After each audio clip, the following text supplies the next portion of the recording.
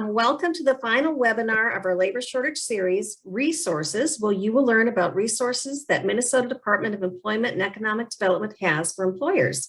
Our SBDC consultants has curated a list of actions or incremental steps that we believe will better position small businesses to cope with the current labor shortage.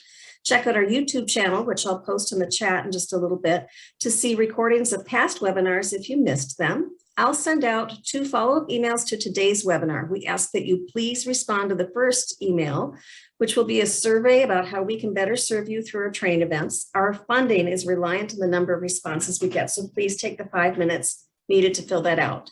The second email will include a PDF of today's slide deck, as well as a link to the recording of today's webinar. And our presenter today is Chet Bowden, who was the Minnesota Department Workforce Strategy Consultant for the Northwestern Minnesota. Chet is currently has been promoted to the Business Community Development Manager for Northwestern Minnesota. Thank you, Chet, for sharing your insights with us today. Thanks so much for having me, Amy. I'm happy to be here and talk a little bit about the things DEED has been doing through COVID and now currently to address some of the workforce challenges.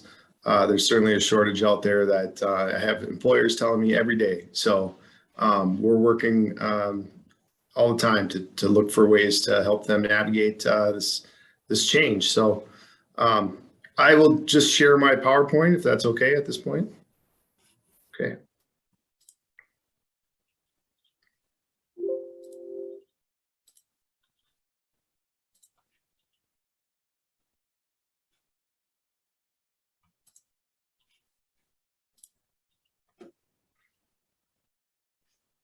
How's that? Look okay? Looks great. Okay.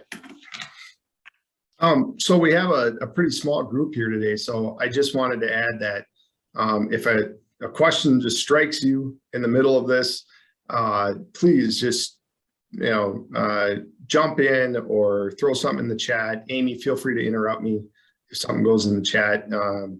I think we have some flexibility given kind of the smaller group here to have some discussion.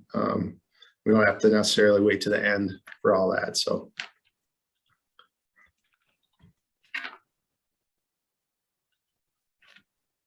Okay. Well, so I've been with DEED since 2014, and I actually started in the Labor Market Information Office. And so it probably comes no surprise that what I think is one of the most valuable resources that we have at DEED and that can benefit employers when they're trying to navigate labor market challenges is, the vast amount of data and information that we have at DEED to help you kind of understand what your regional or local situation is, how that compares to the state and other areas. So I listed some of the tools here, and we'll be sure to share this with everyone. But some of the ones I think are best for employers are some of the occupation and wage data that we have. You can see how your jobs and what you are paying stack up against regional median wages for those occupations. When you're thinking about competition, that's of course important. Job vacancy survey, we survey 10,000 employers twice a year to get a feel for how many jobs are currently open. We can break that down by industry and by occupation. Gives you not just wage data, but vacancy data. So your median vacancy rate, starting wage rate by job. So again, that's a great tool. The latest results from the second quarter just came out yesterday, I believe. So I encourage you to go take a look. Employment projections.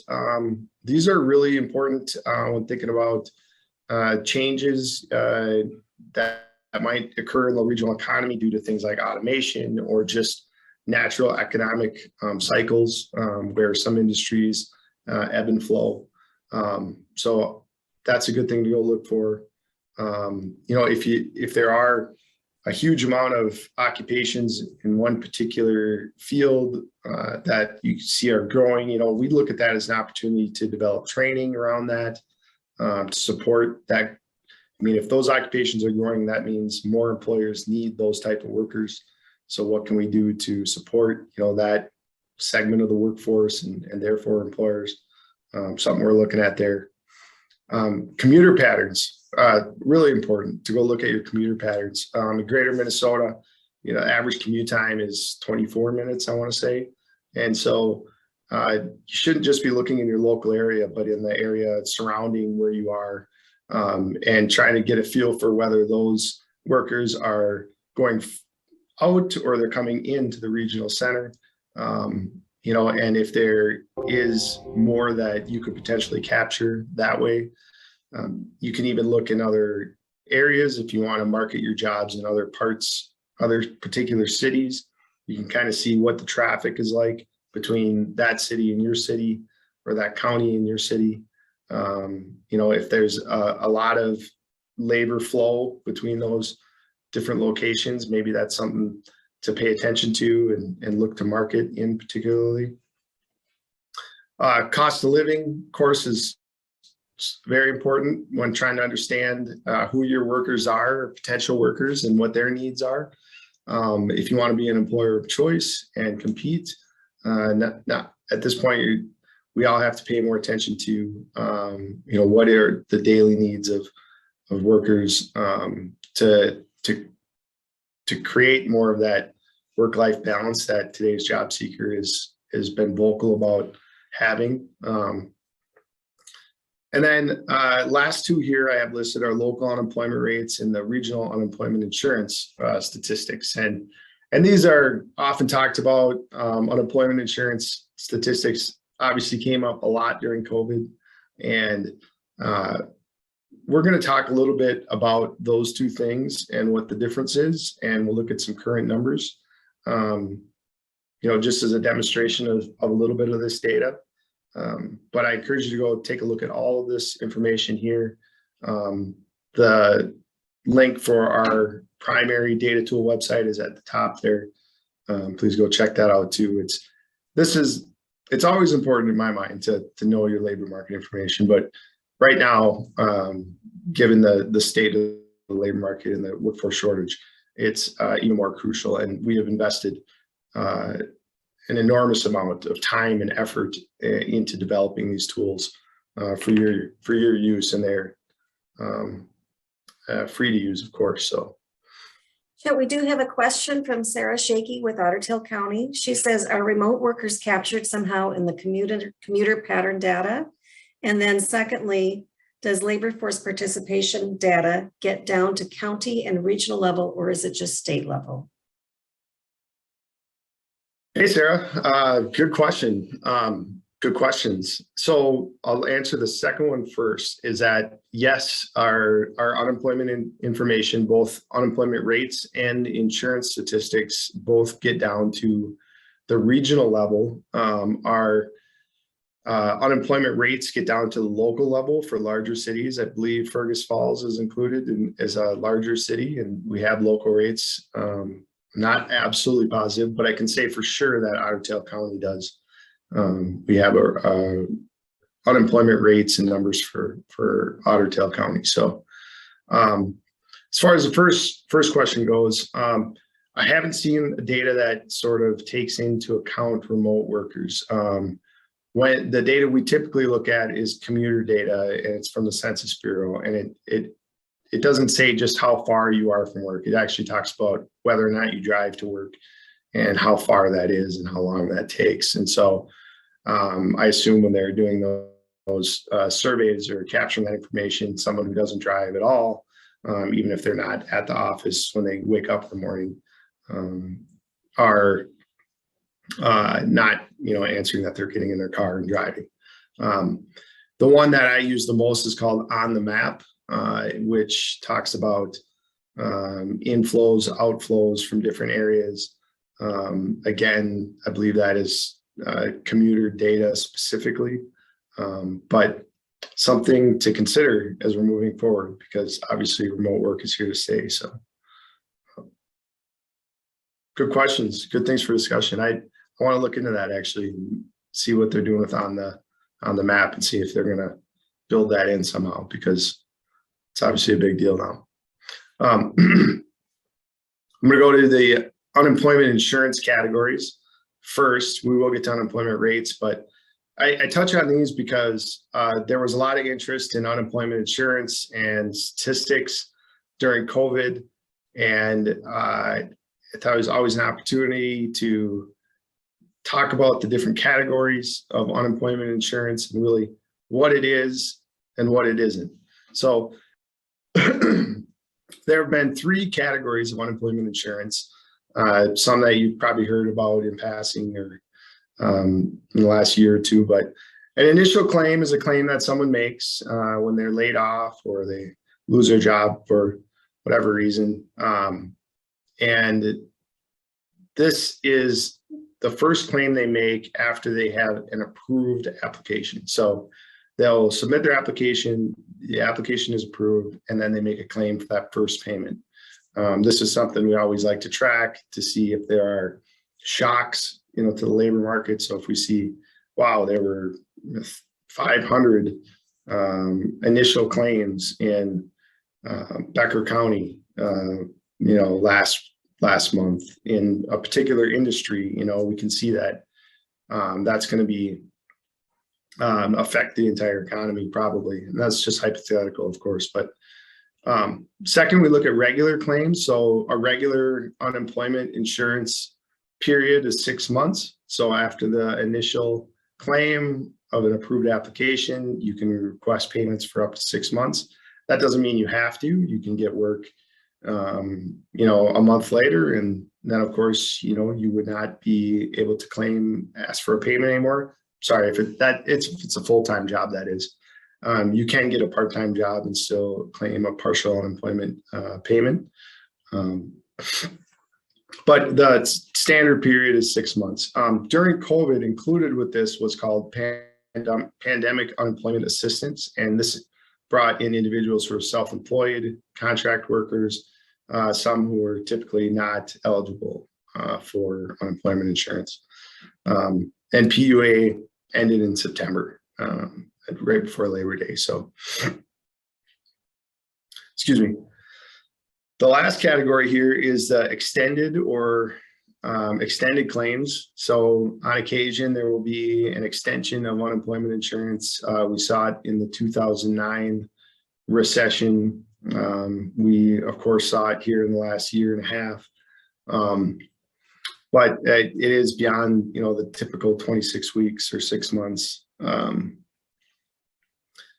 In the last period of extension, included in this was pandemic unemployment compensation, which it went beyond, again, the 26 weeks and included that extra payment from the federal government, which started at 600, went down to 300, and also was exhausted in September. And so those were the three kinds of claims, and that'll help to know as we kind of start to look at some of the data and how that's changed. So here's the unemployment insurance statistics from September, when those federal bonus payments did expire. So what I've done here is I've listed my extended claims for 2019, 2020, and 2021. And then we look at the difference between last year and this year, and then the difference between 2 years pre-pandemic and this year. And so all initials, as you can see, is down significantly from last year, sitting at about 400 claims in September. Is still up since 2019. And without speculating too much, this could also be pandemic related. That's given that we've seen a spike again this fall from the Delta variant. There might be more layoffs or people leaving their jobs due to health concerns and filing initial claims. Regular and PUA regular is still, or is also considerably down from last year, but still up quite a bit from 2019. So these would have been claims that were filed, maybe this summer. It does not include the federal bonus payment, of course, but they still are eligible for their 26 weeks of initial claims. So again, maybe this was due to some variation in the pandemic, that we've seen kind of come back here. And so, again, I don't want to speculate too much. Then finally, extended claims. Of course, last year, there were still a lot of extended claims. September 2020 was probably just kind of getting into some extended claims there. But 2021, of course, this September, that has been exhausted, or it been stopped. And so we do not have any more extended claims. We had a few, maybe at the very beginning of September, it looks like, but those are almost completely down. I did want to say that largest initial claims, change in initial claims from 2019 to 2021 were in healthcare, retail, and manufacturing. So of that, I'm just going to use my pointer here. I'm going to say of this 400, that there's an increase here from 2019, as you can see, 57.1%. And the largest increases were in healthcare, which tripled the number of claims since 2019. Retail and manufacturing both doubled the number of claims. Interestingly, those are all jobs that require a lot of contact. There are less remote jobs in retail, local manufacturing. So again, perhaps that has something to do with it. Overall, top 5 industries, regular claims, kind of ongoing. Those 3 plus construction and accommodation. And I see we have a few more in the chat. Do we want to stop for a second, Amy?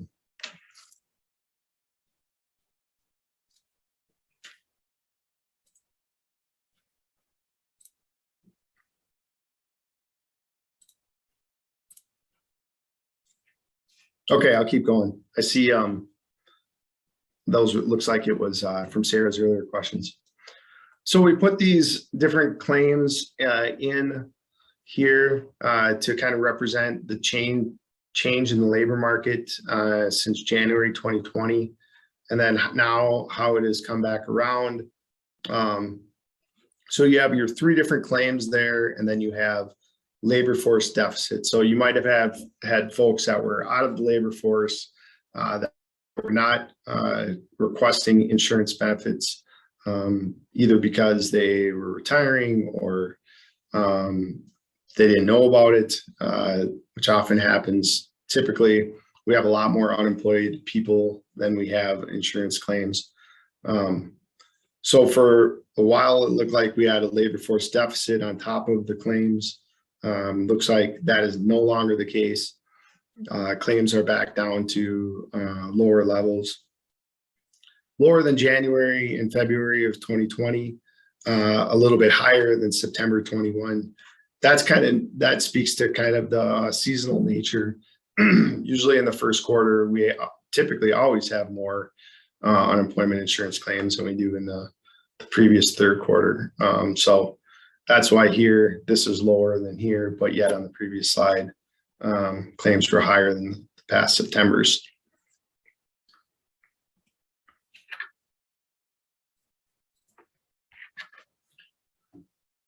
So as I mentioned, that was a little bit about unemployment insurance. We're going to talk a little bit about the unemployment rate and how those things are different. I think it's really important to look at unemployment rate now as we move forward, because that will speak a little bit to changes in the labor force, which I think are a better indicator as we move forward is how well the labor force is doing. Is it coming back? Are we seeing more participation? So a little bit about the differences, when we think about the unemployment rate and who's unemployed, that definition is someone who is not working but is actively engaged in looking for work in the previous 4 weeks. They don't necessarily have to be collecting unemployment insurance. And so that is really part of the labor force. So the labor force is defined as anyone who is working or who is looking for work. And so that looking for work component is the unemployed. So it is a fraction of the labor force. And it measures sort of this unmet potential in our labor force, given that these folks are looking for work, they really want to be working, but for some reason, their skill set is not matching with the needs of the economy, or for some reason haven't been able to place them. So it's kind of low-hanging fruit. It says, we should really be able to get those folks to work and make the labor force as productive as it can be, allow it to be as productive as it can be. So not included in this is marginally attached workers, would be someone who wants a job but can't because temporary illness, lack of childcare, other issues. Of course, we saw a lot of this during COVID. Discouraged workers, someone who again wants to be working but is frustrated, looking for work, and has stopped looking. They haven't looked in the last 4 weeks. And then underemployed folks, those who are working part-time but would rather be working full-time, are how we measure underemployed in this case. And again, we do measure these other categories, but we separate them from your standard unemployment rate because they have different barriers to work than someone who is ready to go looking for work, who we feel like we should be able to get a job, especially in this market. So then shifting to local area unemployment data, again, which is different for all those reasons than someone who claims makes an insurance claim. This is a little bit about how that has changed in September 19 to September 21. So our regional labor force was nearly 130,000 September 19. That's fallen by a little over 1,100, almost 1,200 people in the 2 years since. The number of employed has also fallen, and the number of unemployed has also fallen. So interestingly, our labor force has gone down, number of employed has gone down, unemployment rate has gone up. Has also gone down. But this kind of speaks to, how many people have left the labor force, not just because they left because of COVID, because they had challenges with daycare or existing illnesses or concerns, something like that, but because they maybe were about to retire, and this sort of facilitated that process. Could be one reason. Maybe they have health conditions, more permanent health conditions now that they are unable to go back to the job they were at before. Again, I try not to speculate too much, but I feel like that a lot of the questions we get. But we have seen a significant decrease in our labor force. And for whatever reason, I think this is the number to pay attention to moving forward is, can we move the needle back to where it was, whether by tapping into talent pools who typically participate less, either by convincing potential retirees to come back and work part-time, which, there are a lot, which we'll see. But this is a good metric, I think, moving forward when thinking about the labor force is really, which direction is that going? Probably even more so than unemployment at this point. Well, I spoke a little bit about changes in the labor force and why that's important to look forward to. Prior to the pandemic, we had been doing projections about the labor force, and due to demographic changes, specifically folks in this 55 to 64-year-old age group, we were projecting a labor force loss of almost 6,000 people in the broader region. So this is not just West Central, it includes all the way up to the border, Brainerd Lakes, Bemidji area. It's 26 counties, but still for the region, we were projecting a pretty significant decline during the 2020s. And mostly due to, again, this age group who are on one hand leaving at alarming rates, because, well, not alarming, it's pretty expected actually, because they're such a large part of the population to begin with. But then as they move into these age, they're also adding to labor force because the previous generation who were this age, there was fewer of them. And so interestingly enough, this age group is leading to a huge subtraction from the labor force, but also more of them are working into their older age than the previous generation. So just different interesting trends to pay attention to when we're talking about convincing folks to come back to work part-time.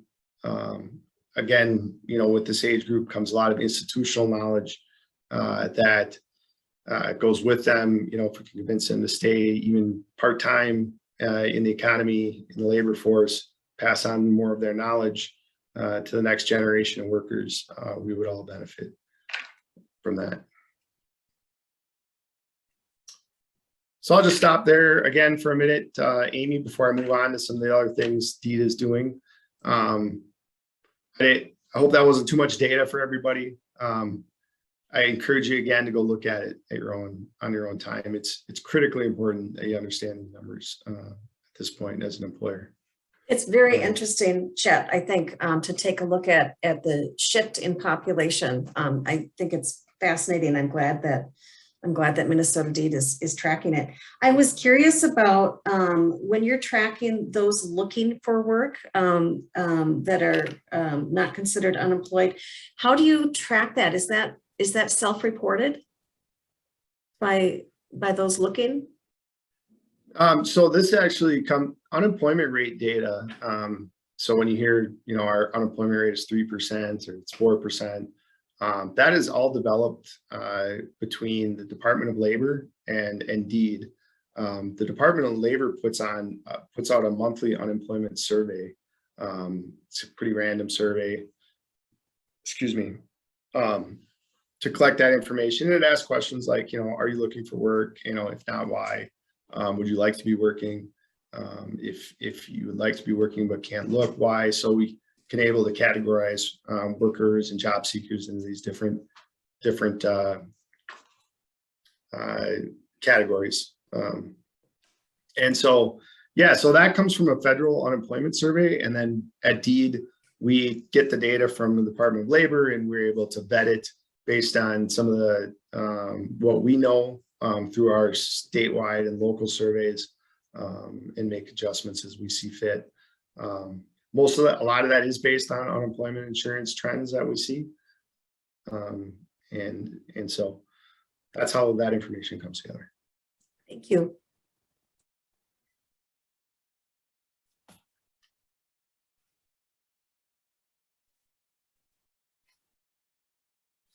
Any other questions or thoughts about this?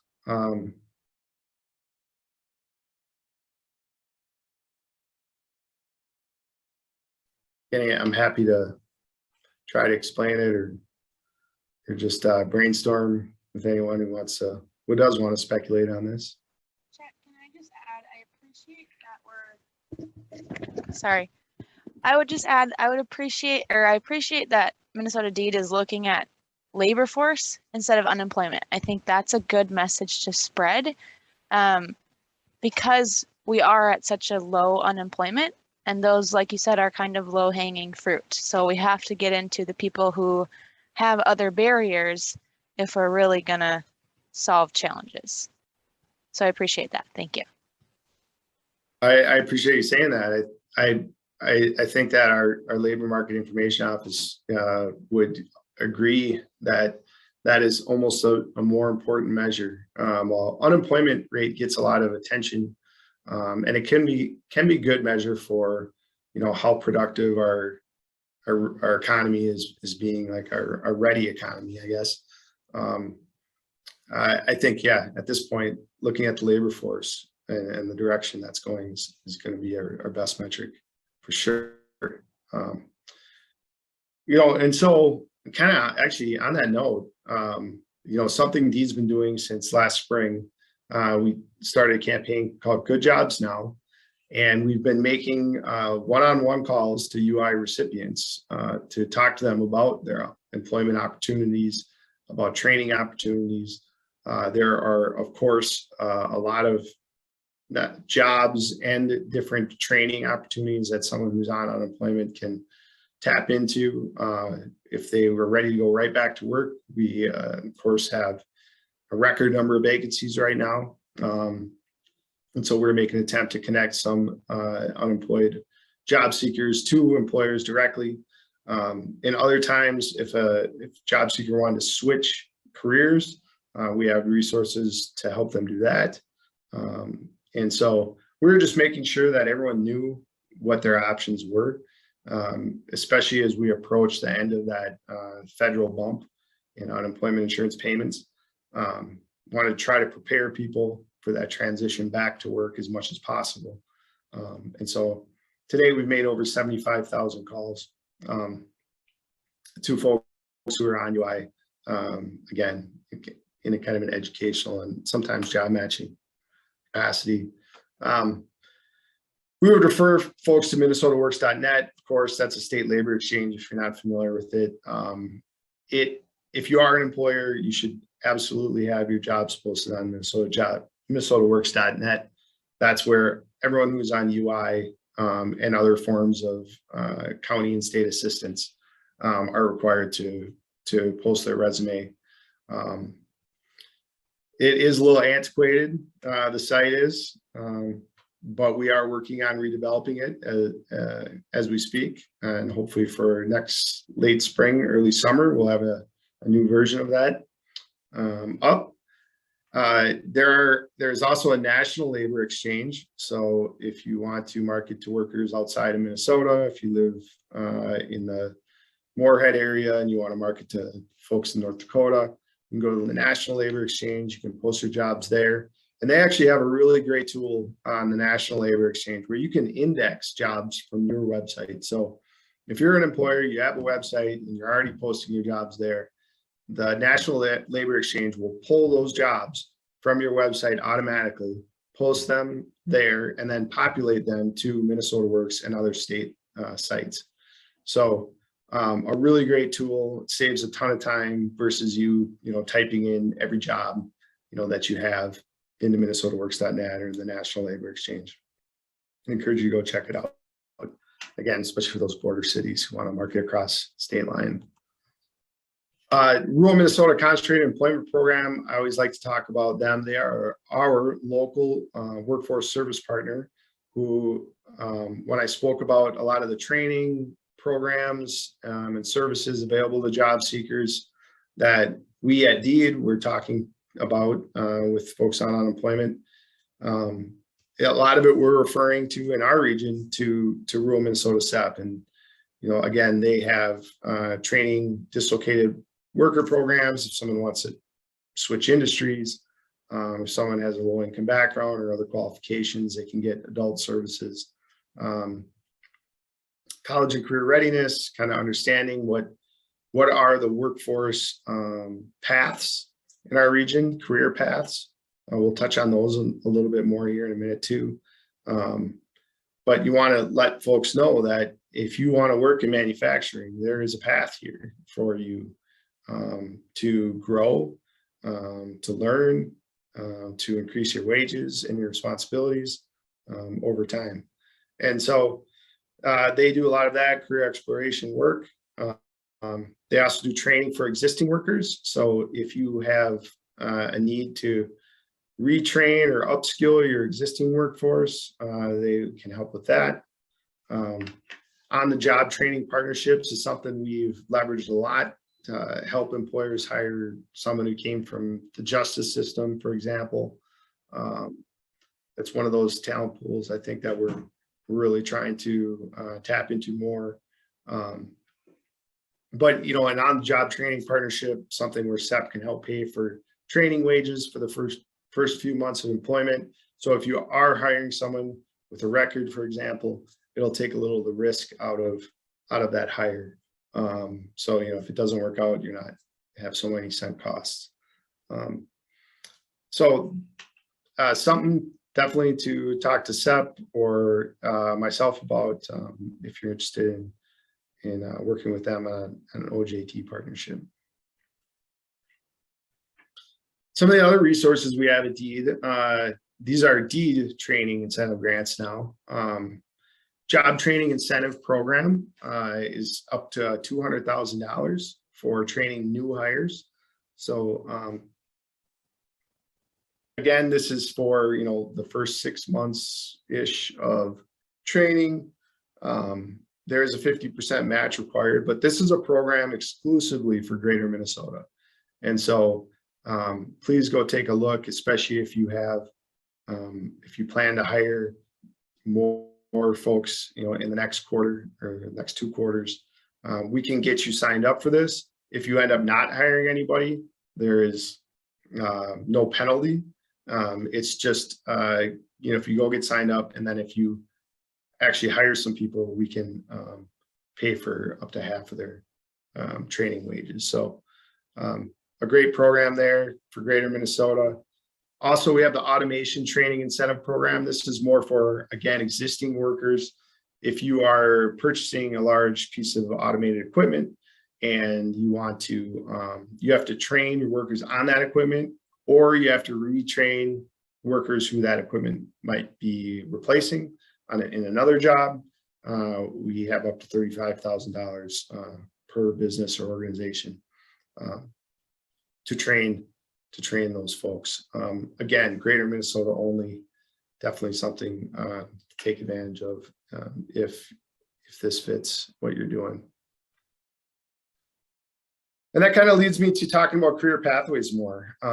It's a phrase that gets thrown a lot, but I think, again, during this period of time, it's taking on an even more meaning, and it is has increased importance.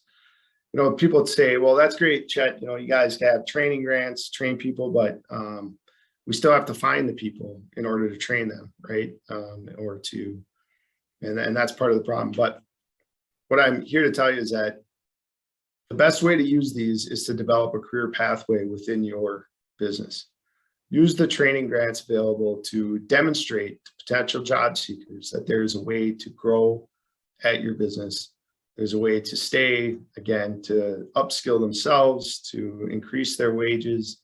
One of the biggest things you hear from job seekers is, I don't want to go somewhere that's a dead-end job. And you can leverage these training resources to build career pathways to show them that that is not the case at your place of business.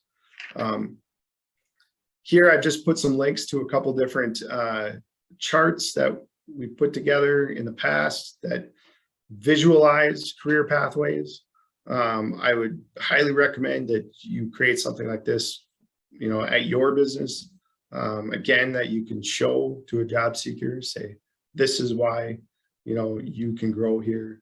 This is how you can grow here. I'm not sure if I can click on this and maybe we'll go to it, but let's take a look here. There we go. Great. So here's what these visuals look like. Basically, you might have to unshare and reshare because we're still seeing the screen with the links. Oh, okay. Let's see here.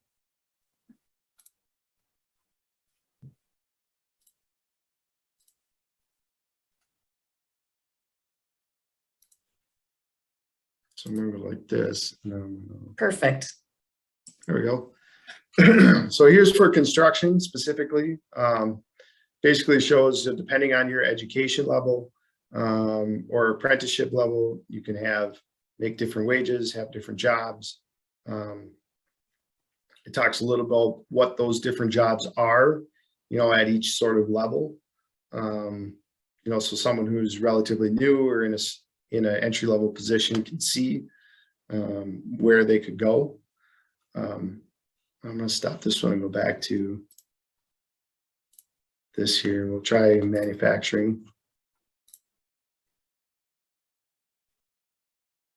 Again, here's one for manufacturing, talks about these different jobs.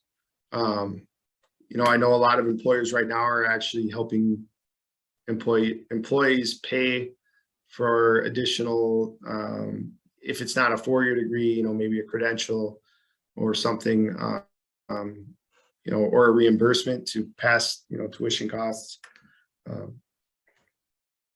So this kind of, again, even if you just had starting out, you know, with a GED or high school, you know, it can kind of show, here are the jobs here. You can stay here, you can finish, you know, a 1 or 2 year degree, will help you do it. Then you can go here. And maybe education isn't a factor at your business, but you still want to demonstrate what that career pathway looks like. You know, I encourage you to find a way to talk about that, and if possible, show it in some sort of visualization to job seekers. Because at this point, we are actually selling the work to job seekers as much as they are selling themselves to employers. Chet, we have a request in the chat. Could you share those PDF files for career paths with us? Would you be willing to send me the PDF of your slide deck, and that should transfer the links? Is that correct? I can forward that to our group.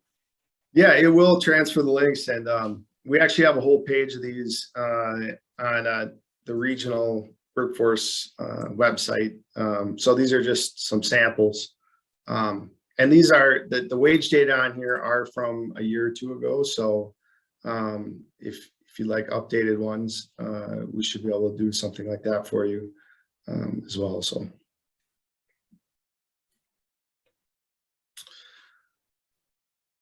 well, what else can employers do?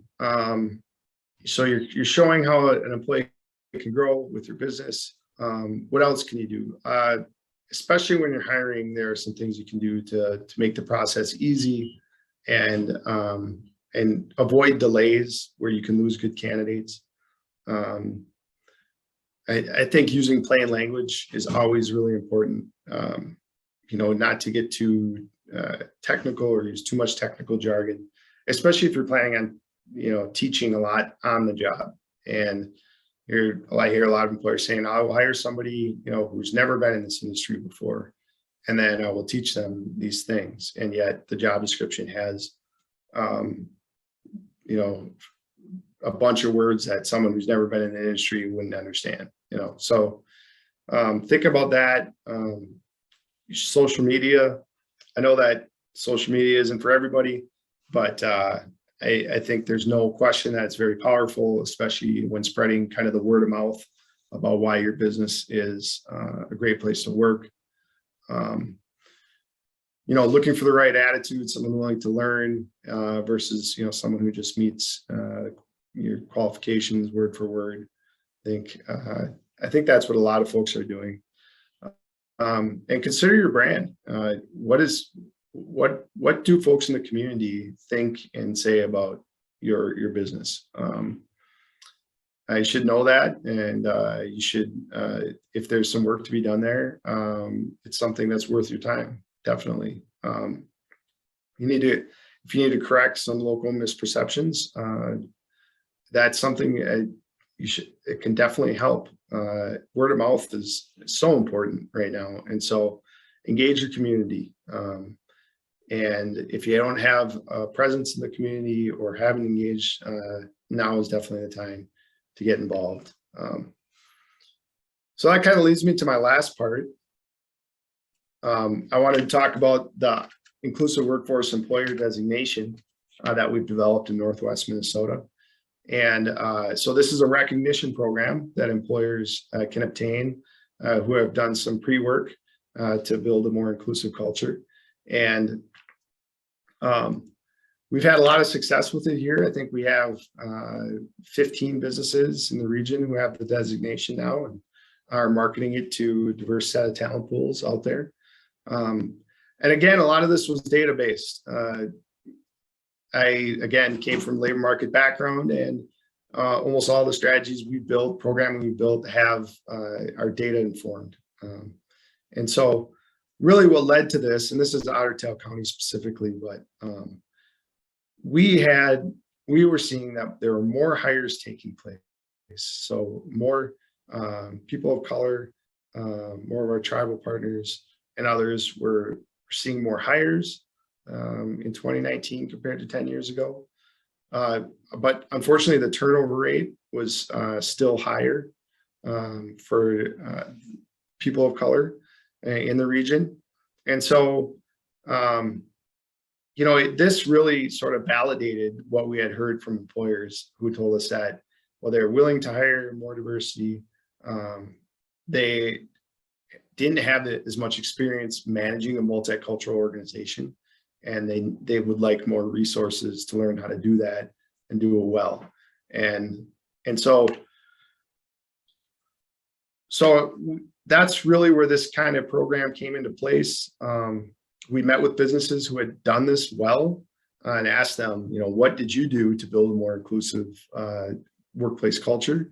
And really, it was these 4 things that came up time and time again.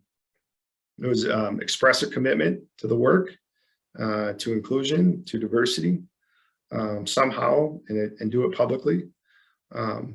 2, do an assessment. So take a look and see, how well you're doing, and not just in terms of diversity, which is pretty easy to measure numerically, but measure how inclusive you're being. And that might mean looking at the different employee policies you have. And we have some other tools to help businesses do that as well. 3rd, provide some sort of training around diversity, equity, and inclusion. This could be generally on those subjects for an organization who's just kind of delving into it for the first time, or it can be something more specific and practical. Actually, something that might speak to accessibility in the workplace if you're looking to hire more disabled job seekers, or it could be about intercultural communication if you're looking to hire more immigrants. What does respect in the United States workplace look like compared to other parts of the world? And how could misunderstandings there lead to a lack of production or a lack of inclusion?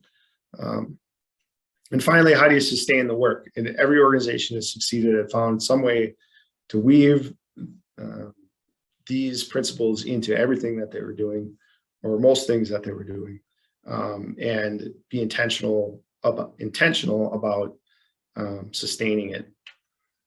And so we took what we heard from employers who were successful there, and we said, these are the criteria to receive the designation.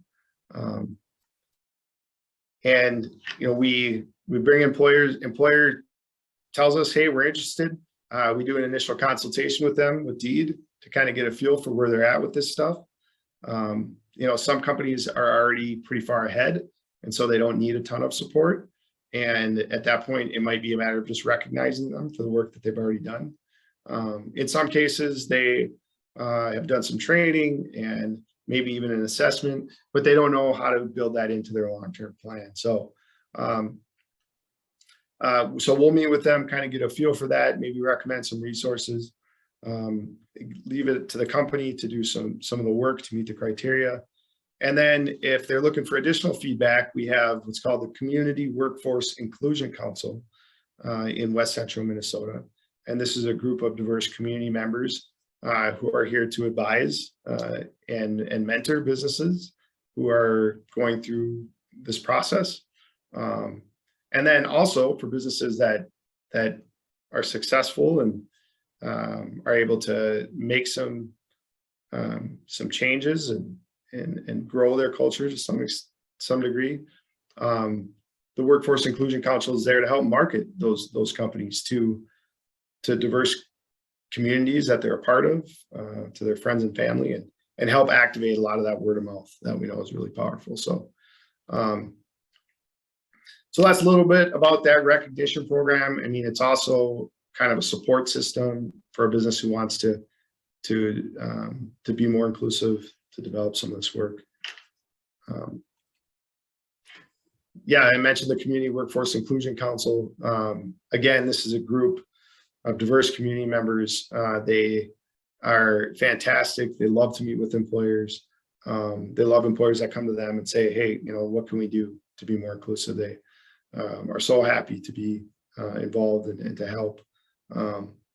They bring a mix of personal experience and technical know-how. So we have racial and ethnic diversity on the quick. We have folks that are experts in accessibility.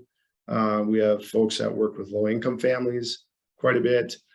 So not just racial and ethnic diversity, but many other aspects as well. Our tribal partners are part of that. They do professional training and seminars themselves, so they are continually improving their own ability to advise employers. And just we meet once a month, and so far we've had pack schedules every month this year. Why should an employer participate? Again, starting place, support system. Let's see, kind of identify some practices that display cultural competence. Long term, you could meet and work with other businesses who are also doing this work, develop a community of practice. Ideally, there is employee retention and referrals. That's one of the main points here. And then increase your consumer supplier market even as you develop that reputation in the community. So I just want to leave you with that last bit then about the Community Workforce Inclusion Council and the IWE designation. It's a strategy we built here specifically that we think is working well, especially as the labor market gets tighter and employers are reaching out to talent pools that they have not necessarily worked with in the past. We wanted to be able to build a bridge between them. So I'll stop again there and answer questions or just chat about anything that you saw here resonated with you and would like to mention. Thank you. Chad, I put a link in the chat to the Workforce Wednesdays. You brought that up with me a few months ago, that's a monthly, is that right? Is it monthly that Minnesota Deed kind of does a live stream event talking about labor issues or workforce issues? Yeah, that's absolutely right. Yep, it is a monthly event. It's called Workforce Wednesdays. We tackle a different subject every month. Next month is childcare. Last month was immigration. So we mix it up and yeah, I hope you can attend. Thanks for sharing that link.